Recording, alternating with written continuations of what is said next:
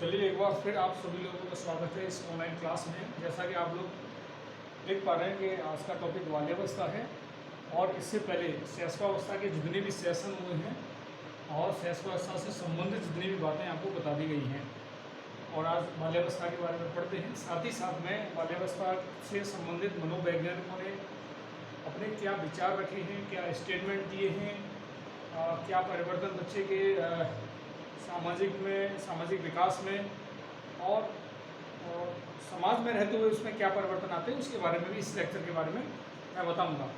देखिए, यहाँ मैं सबसे पहले एज के बारे में बात करूंगा कि इसकी एज 5 वर्ष से लेकर 12 वर्ष तक होती है। कहीं कहीं आप इसको 6 वर्ष से लेकर 12 वर्ष तक इसको देखते हैं। सेकेंड नंबर पर हम बात करें, यहाँ लिखा हुआ अध्ययन की दृष्टि से इसको 2 भागों में बांटा गया है, मतलब बाल्यावस्था को। अब यहाँ जब हम 2 भागों की बात करते हैं तो हम इसको 2 वर्ष से लेकर चलते हैं, अर्थात जो पहला इसका जो भाग है पूर्व बाल्यावस्था, जिसको अर्ली चाइल्डहुड बोलते हैं, उसकी एज 2 वर्ष से लेकर स्टार्ट होती है और लास्ट 6 वर्ष तक। इसके बाद जब उत्तर बाल्यावस्था की बात करते हैं तो लेट चाइल्डहुड बोलते हैं इसको, 7 वर्ष से स्टार्ट होती है 12 वर्ष तक। मैं फिर दोबारा रिपीट कर रहा हूँ कि इसकी जो एज है कहीं कहीं 6 वर्ष से लेकर 12 वर्ष तक पुस्तकों में लिखी होती है। और क्योंकि मैंने शैशवावस्था आपको जो पढ़ाई थी तो उस समय शैशवावस्था की जो एज बताई थी मैंने 0 से लेकर 6 वर्ष तक पढ़ाई थी आपको। तो जब 6 वर्ष के बाद फिर क्या चलेगा, बाल्यावस्था, इसलिए इंडिकेट होता है कि कहीं कहीं 6 से 12 वर्ष तक भी हो सकती है। तो यहाँ कन्फ्यूज होने की जरूरत नहीं है बिल्कुल भी। चलिए अब आगे इसके बाद हम बात करते हैं हरलोग महोदय की। और यहाँ आप गौर करेंगे कि जब बाल्यावस्था से संबंधित उसके सामाजिक विकास पढ़ेंगे तो सारे के सारे जो सामाजिक विकास हैं जो हरलोग महोदय ने अपनी पुस्तक में अपने विचारों में जो लिखे हैं वो इनसे संबंधित हैं। तो यहाँ एक एक कर हम इसकी बात करेंगे। पहला है, इसमें 6 वर्ष की आयु में बालक विद्यालय जाता है। हरलोग महोदय बोल रहे हैं कि सामान्यतः 6 वर्ष की एज में बच्चा विद्यालय जाना स्टार्ट करता है और जब वो विद्यालय 6 वर्ष की एज में जाता है तो उस 6 वर्ष की एज में जिस समय वो विद्यालय जाता है तो उसको एक नए वातावरण को देखने के लिए मिलता है, क्योंकि वो घर परिवार और अपने वातावरण में से एक ऐसे वातावरण में जाता है, वो 4 दीवारी जरूर है लेकिन उस 4 दीवारी में बहुत सारे जाति, बहुत सारे धर्म और बहुत सारे अपनी रीति रिवाजों के साथ बहुत सारे बच्चे वहाँ पर आते हैं। तो वो जब उस वातावरण में बच्चा आता है तो उस वातावरण में आने के बाद अपने आप में वो उनसे अनुकूल, अपने आप को उनके जितने भी माहौल वो देखता है उनके प्रति अपने आप को अनुकूल करता है।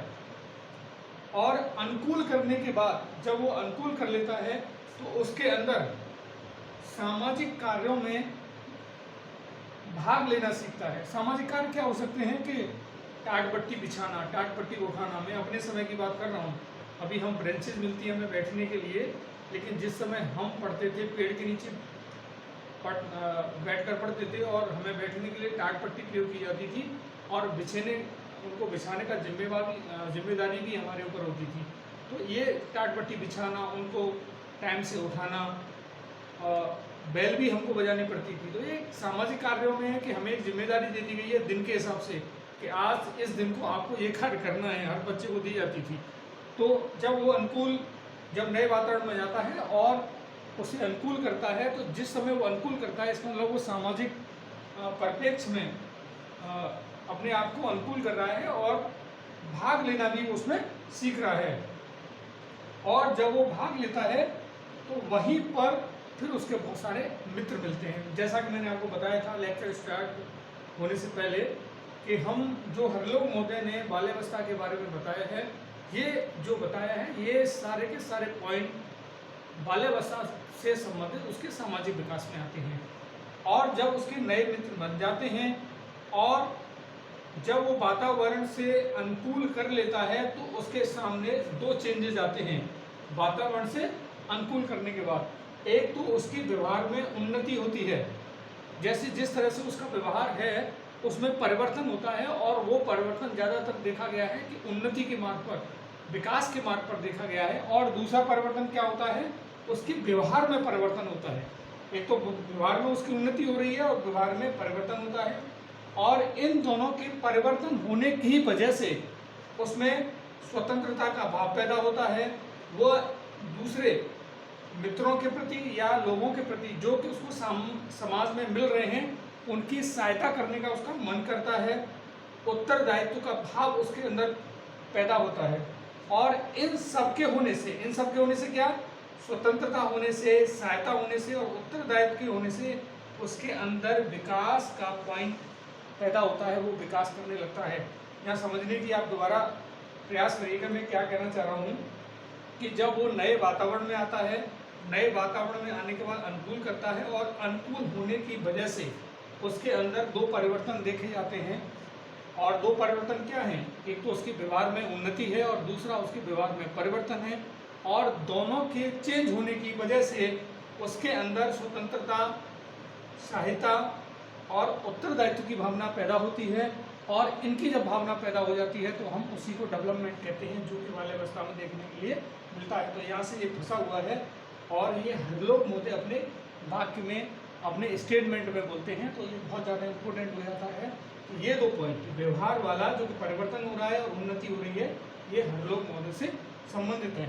हम जब 5वें पॉइंट पर जाते हैं तो समूह का सदस्य हो जाता है। वो समूह क्या, वो समूह का मतलब है कि किसी न किसी बच्चे से उसकी मित्रता होती है और जिस बच्चे से उसकी मित्रता हो रही है उसी समूह में और भी सारे बच्चे हो जाते हैं जो एक समूह का निर्माण करते हैं।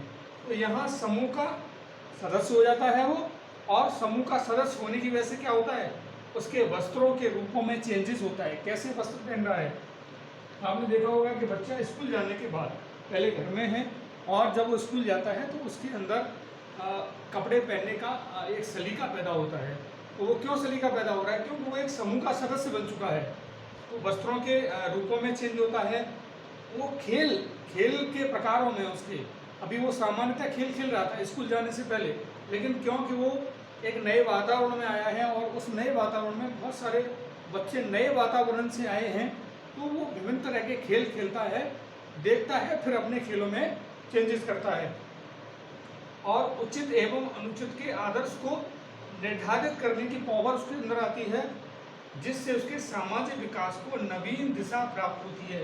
इन तीनों की वजह होने की वजह से क्या होता है, उसके अंदर सामाजिक विकास की एक नई दिशा प्रदान होती है। जैसा कि मैंने आपको बताया था कि हरलोक महोदय ने जितने भी बातें बाल्यावस्था से संबंधित बताई हैं, वो सारी की सारी बातें बाल्यावस्था के सामाजिक विकास से संबंधित हैं। मैं साइड से हो जाता हूँ। इसके बाद केवल हरलोक महोदय नहीं, क्रो एंड क्रो के बारे में भी बताऊंगा कि उन्होंने बाल्यावस्था के बारे में क्या बोला है। आप इसका स्क्रीनशॉट ले लीजिए, आगे फिर मैं पढ़ाता हूँ।